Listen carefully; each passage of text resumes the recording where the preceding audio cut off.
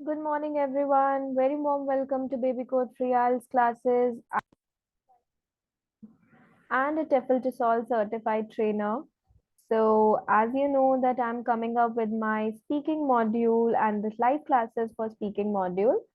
Today we'll be talking about our sixth session. आज हम अपना sixth session करने वाले हैं, which is about how effectively you can use idioms. कैसे आप idioms का use कर सकते हैं अपने speaking module में.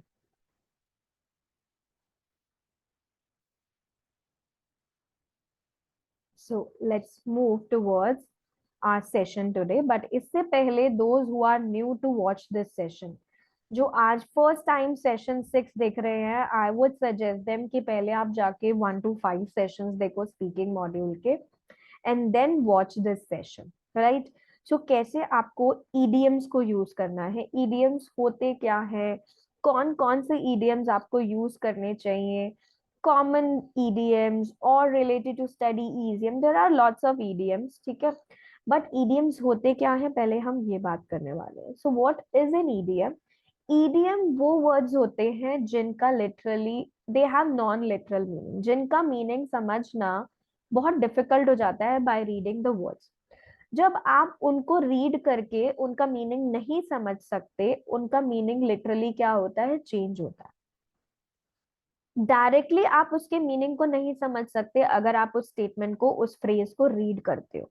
फॉर एग्जाम्पल, अगर आप बहुत खुश हो, ठीक है, आपका बैंड 8 आया स्पीकिंग टेस्ट में और आप बहुत खुश हो और आपने ये बोला कि आई was over the moon when I saw my result. I was over the moon when I saw my result. मैं कहा हूँ, मून के ऊपर हूँ जब मैंने अपने रिजल्ट को देखा. तो अगर आप लिटरली इसका मीनिंग सोचोगे, ओवर द मून, क्या आप मून पर हो जब आपने अपना रिजल्ट देखा? नहीं ना. आप सोचोगे कि कैसे आप मून के ऊपर हो सकते हो, कि आप स्काई के ऊपर या स्टार्स के ऊपर जा सकते हो? नहीं.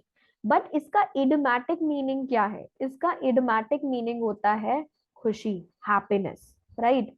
सो जब आपके पास ऐसे इडमैटिक एक्सप्रेशंस होते हैं, इडमैटिक फ्रेज होता है, उसका लिटरल मीनिंग क्या होता है, चेंज होता है.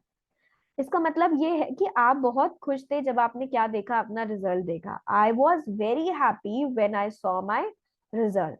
सो ईडीएम जो है बहुत नेचुरल वे में यूज किए जाते हैं नेटिव स्पीकर्स के थ्रू. हमें नहीं पता, बट हम, yes, we are not even aware that we are using them. हम इसको यूज करते हैं but students are not noticing it, right, कि ये फ्रेजेस हम लोग भी जनरली अपनी लैंग्वेज में यूज करते हैं. बट करेक्टली कैसे यूज करना है कि आप नेचुरल साउंड करो, अननेचुरल साउंड नहीं करो, right. So and one more thing, collocations क्या होती है? कॉलोकेशंस भी आपकी चेक होती हैं आईएल के स्पीकिंग टेस्ट में. कॉलोकेशंस वो वर्ड्स होते हैं जो टुगेदर रहते हैं, जिनका यूज क्या होता है, साथ साथ होता है, that are generally use together in your speaking. For example, आप ये कभी नहीं कहते फूड फास्ट. क्या आप ये कभी कह सकते हो कि फूड फास्ट? ये ऑर्डर इनकरेक्ट है. हम हमेशा क्या कहते हैं, फास्ट फूड. सो कॉलोकेशन बहुत जरूरी है आपकी इडियोमैटिक लैंग्वेज के करेक्ट यूज होने के लिए. ईडीएम्स का करेक्ट यूज करने के लिए आपको कॉलोकेशंस का पता होना बहुत जरूरी है. क्या हम कभी ये बोलते हैं कि I had a quick fast meal? हम हमेशा कहते हैं I had a quick meal. Quick meal ली मैंने, क्विक फास्ट मील नहीं ली मैंने, राइट. वो इनकरेक्ट कॉलोकेशन हो जाती है. फ्रेजल वर्ब्स क्या होते हैं? फ्रेजल वर्ब्स वो वर्ब्स होते हैं जब आप वर्ब के साथ किसी एडवर्ब को या वर्ब के साथ किसी प्रपोजिशन को क्या कर देते हो, कंबाइन कर देते हो. जब ये फ्रेजल वर्ब्स मेड होते हैं ना, तो इनका एक इडमाटिक मीनिंग बन जाता है. आपको मीनिंग नहीं समझ आएगा सिर्फ वर्ड को पढ़ के, राइट. कॉम्बिनेशन, जैसे कि अगर हम देखें, अगर हम पिक के साथ, पिक इज अ वर्ब, उसके साथ अगर हम एक प्रपोजिशन जोड़ दे, अप, पिक अप, पिकअप का मीनिंग क्या होता है, लिफ्ट. सो हम इस फ्रेजल वर्ब का तब भी यूज कर सकते हैं जब अगर हमारा कुछ सामान नीचे गिर गया और हम किसी को बोलेंगे कि पिक इट अप, है ना. तो हम उसे कैसे बोलेंगे कि can you just pick it up, right. So जब वो कुछ गिर गया तो हम किसी से पूछ सकते हैं ना, pick up something we dropped on the ground, right. या फिर हम इसको लिफ्ट इन अ कार के लिए भी यूज कर सकते हैं कि I need a lift, can you please pick me up on the way to school. क्या आप मुझे लिफ्ट दे सकते हैं, राइट। सो आपने देखा कि ये इडियोमैटिक लैंग्वेज कैसे एक्सप्रेस करती है, राइट, मोर कलरफुल वे में। जब कॉम्बिनेशन ऑफ वर्ड्स का हम क्या करते हैं, यूज करते हैं, और इडियोमैटिक मीनिंग हमारा क्या होता है, क्रिएट होता है। नाउ ईडीएम्स, ये वो ग्रुप ऑफ वर्ड्स, वो फ्रेजेस होते हैं जिनका कॉमन यूसेज मीनिंग क्या होता है, क्लियर नहीं होता सिर्फ वर्ड से, राइट। फॉर एग्जाम्पल अगर हम बात करें, it's raining cat and dog. अब रेनिंग कैट एंड डॉग, तो क्या ये पॉसिबल है? अगर हम वर्ड्स को देखें तो रेनिंग कैट्स एंड डॉग मतलब क्या स्काई से कैट्स और डॉग्स गिर रहे हैं? नहीं, बट इसका मतलब क्या होता है, इसका मतलब होता है रेनिंग हैवीली, बारिश होना बहुत ज्यादा। It's raining cat and dog. अब ये हमारे आईएलटीएस के स्पीकिंग टेस्ट में कैसे यूज होते हैं, कैसे हमारे स्कोर्स को इंक्रीज करते हैं। तो यहाँ पे एक पिक्चर है, आपको दिख रहा है लेक्सिकल रिसोर्सेज। मैंने आपको सेशन 1 में कराया था कि क्या क्या ब्रांड क्राइटेरियाज होते हैं, किस किस क्राइटेरिया के अकॉर्डिंग आपको स्पीकिंग के स्कोर्स मिलते हैं। तो उसमें एक होता है लेक्सिकल रिसोर्सेज। तो ये जो लेक्सिकल रिसोर्सेज के 3 आपको कॉलम्स दिख रहे हैं, ये किस अकॉर्डिंग है, 7, 8 और 9 स्कोर के अकॉर्डिंग है। तो आप देख सकते हैं कि 7, as you can see, using idioms even with some inappropriate choices is a typical of band 7। ये सबसे लास्ट वाला बैंड 7 है, मिडिल वाला बैंड 8 है, एंड सबसे अबव वाला बैंड 9 है। ठीक है, तो बैंड 7 में आप देखो, इसमें लिखा हुआ है ना, less common and idiomatic vocabulary and so show some awareness of style and collocations, right? So that means आपको collocation, आपको idiomatic language use करनी है। अगर आपको बैंड 8 स्कोर करना है, very less common and idiomatic vocabulary skillfully with occasional inaccuracy, right? उसके बाद फिर 9 में देखिए, uses idiomatic language naturally and accurately. So you have to, rarely student use them perfectly and this is a typical of someone जो कहाँ reach करता है, 9 पे रीच करता है, राइट। अब सम स्टूडेंट बहुत सारे क्वेश्चन, ये कुछ क्वेश्चन पूछते हैं, मैम कि क्या हम मेमोराइज करें सारे इडियम्स को? Not, this is one of the most common mistake जो स्टूडेंट करते हैं स्पीकिंग टेस्ट में। लॉट्स ऑफ स्टूडेंट ये सोचते हैं कि वो लर्न कर लेंगे इडियम्स को एंड देन वो क्या करेंगे, यूज करेंगे, जिससे उन्हें हाई स्कोर मिलेगा। नो, एग्जामिनर्स बहुत ट्रेंड होते हैं, उनको पता है कि आपके ईडियम्स आप कहाँ यूज कर रहे हो इन अप्रोप्रिएट तरीके से, तो वो उसको बहुत इजीली स्पॉट कर लेते हैं, राइट। डिपेंड करता है कि आपका कॉन्टेक्स्ट क्या है। अगर आप उसको नहीं करेक्टली यूज कर ले तो वो क्या शो करते हैं कि आपने फोर्सफुली और अननेचुरल वे में उसको फिट कर दिया, right. How do I use them effectively, कैसे हम यूज करें? You should only use idioms if you have heard how they are use. अगर आपने सुना है उनका यूसेज करेक्टली, सही कॉन्टेक्स्ट में, और अगर आप 100% श्योर हो, तभी आप उनका यूज करो, राइट। नहीं तो वो बहुत हार्श साउंड करते हैं और आप क्या करते हो, मार्क्स लूज करते हो। क्या आपको, should I use them in writing और स्पीकिंग, क्या हमें दोनों में यूज करने चाहिए? ईडियम्स इनफॉर्मल होते हैं मोस्ट ऑफ द टाइम, सो आप उनको राइटिंग में ना यूज करके स्पीकिंग में यूज करो, बिकॉज स्पीकिंग आपकी लेस फॉर्मल होती है, इनफॉर्मल होती है, राइट। सो इट्स बेटर कि आप कहाँ यूज करो, स्पीकिंग टेस्ट में यूज करो। कॉमन ईडियम्स कौन कौन से? फर्स्ट कॉमन ईडियम जो स्पीकिंग टेस्ट में भी बहुत स्टूडेंट्स यूज करते हैं, over the moon. Over the moon का मतलब क्या होता है? To be extremely please and happy. कैसे आप इसका यूज करोगे? I was over the moon when I pass my speaking test. Second is once in a blue moon. Once in a blue moon का मीनिंग होता है happens very rarely. A student will get bet 9 in writing test once in a blue moon. A piece of cake. Piece of cake का मतलब होता है very easy. Getting a band 6 in the speaking test will be a piece of cake. Next is a drop in the ocean. Drop in the ocean का मतलब होता है very small part of something much bigger. Just learning EDM is a drop in the ocean when it comes to preparing for the speaking test. Next, actions speak louder than what. इसका मतलब क्या होता है? It means that it is better to actually do something than just talk about it. Lots of people have great business ideas but do nothing about them. Actions speak louder than words. Just do it. Next, back to the drawing board. Back to the drawing board का मतलब होता है when you attempted to do something but failed and you have to try again. So I got 4.5 in reading. Oh well, back to the drawing board. Next, put all your eggs in one basket. It means put all your money or effort into one thing. Don't put all your eggs in one basket. You should apply a lot of different universities. Next, the in thing. In thing का मतलब होता है something fashionable. The new iPhone is really the in thing at the moment. The real McCoy, it means genuine, not fake. I don't think her new handbag is the real McCoy. Start practicing these idioms in your speaking regularly. Off the top of my head, इसका मतलब होता है saying something without thinking first. Run of the mill. Run of the mill का मतलब होता है average, ordinary. See the sentence also, context कैसे use किया गया, sentence कैसे बनाया गया. Soulmate का मतलब होता है someone you trust very deeply. Down in the dumps means sad. I was really down in the dumps after my dog died. You can use this idiom in your speaking test. Found my feet. That means to become comfortable doing something. Set in their ways means not wanting to change.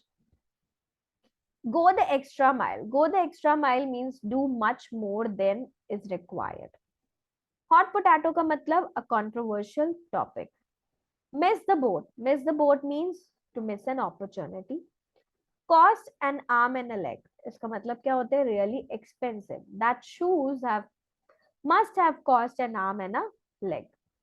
Sit on the fence means to be undecided. I haven't made my mind up about the issue. I'll have to sit on the fence. Now we'll see some more idioms related to particular topic wise. हम topic wise देखने वाले हैं. यहाँ पे बहुत सारे idioms होते हैं, बहुत सारे phrases verb होते हैं, जिससे हम अपनी communication को क्या कर सकते हैं, effective कर सकते हैं. But ये daily life से related conversation है, जैसे कि colorful related idiom. Out of the blue क्या होता है? Out of the blue का मतलब होता है something that happened unexpectedly.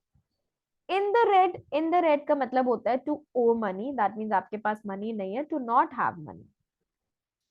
Giving someone the green light. Giving someone green light का मतलब क्या होता है? To give permission. Read the example also. A white lie. A white lie, to tell a lie that is not very serious. Green with envy. That means to be jealous, to be envious. Read the example also. See कैसे वो context, आपको right context में idioms को use करना है. Student related idiom. अब student related idiom आप अपने पार्ट 1 में ये यूज कर सकते हैं सारे. जब आप पार्ट 1 की बात करते हैं या पार्ट 3 में इन डिटेल करते हैं, तब भी आप अपने स्पीकिंग टेस्ट में, बट आपको नेचुरली यूज करना है, अननेचुरल वे नहीं, फोर्सफुली कहीं पे भी फिट नहीं करना है. डे एंड नाइट का क्या मतलब होता है? डे एंड नाइट का मतलब होता है जब आप कॉन्टिन्यूसली वर्क करते हो without stopping it, right. Drop out. Drop out का मतलब क्या होता है? Drop out means to leave without finishing. Learn by heart. Learn by heart का मतलब होता है to memorise. Pass with flying colours means to pass a test with high grade.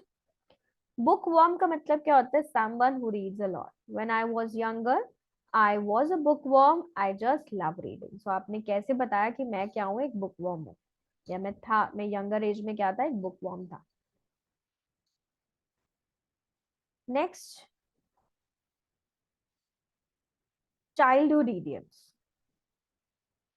अब आप अपनी चाइल्डहुड को जब डिस्क्राइब करते हो तब आप ये इडियम्स का यूज कर सकते हो. Brought up. ब्रॉट अप का मतलब होता है raised, develop. I was brought up in the country.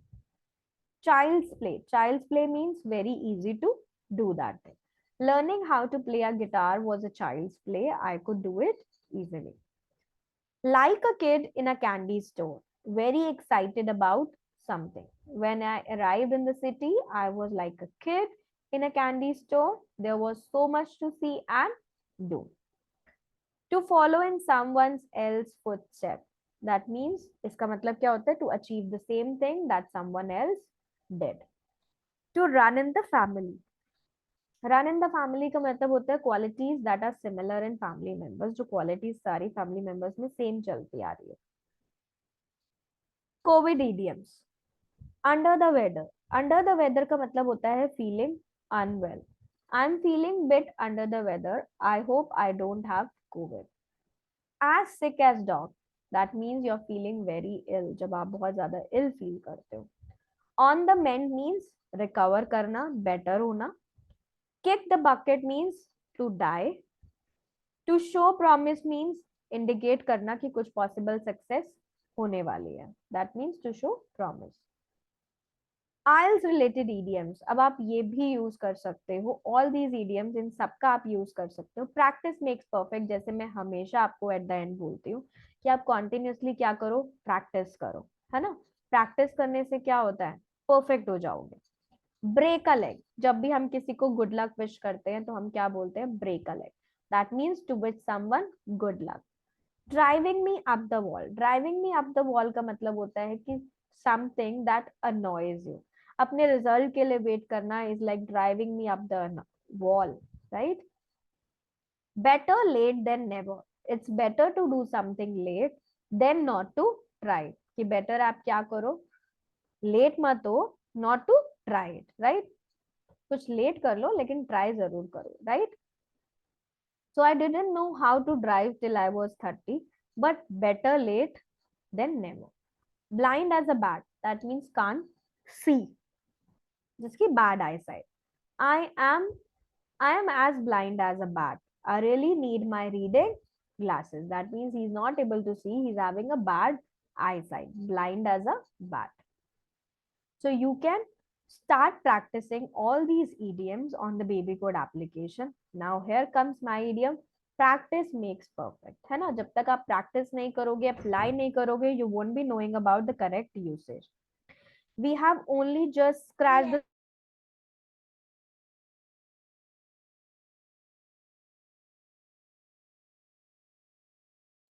So we have only just scratched the surface. Scratch the surface का मतलब होता है looked at something very briefly. So there are बहुत सारे idioms हैं जो आप डेली लाइफ में यूज करते हो, कम्युनिकेट करते हो उन idioms के थ्रू, राइट. आपको भी ऐसे ही idioms का यूज करना है. idioms क्या करते हैं, they add a color to your conversation that help us to read between line. Read between line mean understanding the hidden meaning, right. Idioms को लर्न करने से, फ्रेजल वर्ब्स को यूज करने से आपकी वोकैबुलरी अच्छी होती है और आपके लेक्सिकल रिसोर्सेज का स्कोर इंक्रीज होता है. अगर आपको अपना बैंड स्कोर इंक्रीज करना है, टेस्ट डे पे सक्सेस चाहिए, so break a leg. I wish you a good luck. ठीक है, बट कैसे, जब आप इनका क्या करोगे, करेक्ट यूसेज करोगे. स्टार्ट प्रैक्टिस करना स्टार्ट कर दो बेबी कोड एप्लीकेशन पे. They provide you exact score. वही स्कोर आपको मिलता है जो आपके एग्जाम में आता है. 4 बैंड पैरामीटर्स के अकॉर्डिंग यहाँ पे आपकी स्कोरिंग होती है. Try to use idioms more but in a natural way. Unnatural way में नहीं करना, right. Check out our session. इस लाइव सेशंस को आप यूट्यूब पे बेबी कोड एप्लीकेशन पे दे सकते हो. Please share it with others also. बाकी लोगों के साथ भी शेयर करो. स्टार रेटिंग्स दो, कमेंट्स करो, फीडबैक दो, ताकि मुझे भी पता लगे how much you are improving. ठीक है, कितना आप इम्प्रूव करो, कितना आपको समझ आ रहा है. कोई क्वेरीज है तो आप वहां पे लिख सकते हो. ठीक है, stay tune for my next session also. Next session में भी मैं आपको स्पीकिंग का कुछ इंटरेस्टिंग कराने वाली हूँ. जो भी इस सेशन को फर्स्ट टाइम देख रहे हैं, please go back to all 5 session. Speaking के 5 सेशंस ऑलरेडी रिलीज हो चुके हैं, उनको जाके देखिए और फिर इस सेशन पे आइए. And please practice on baby code application पे प्रैक्टिस करो. इट्स रियली एग्जामिनर के अकॉर्डिंग ये डिजाइन की हुई है. जैसे टेस्ट टेकर और एग्जामिनर का एक स्पीकिंग टेस्ट रहता है, completely वैसे design. Okay, so stay tuned for my next session. Bye bye, take care all of you.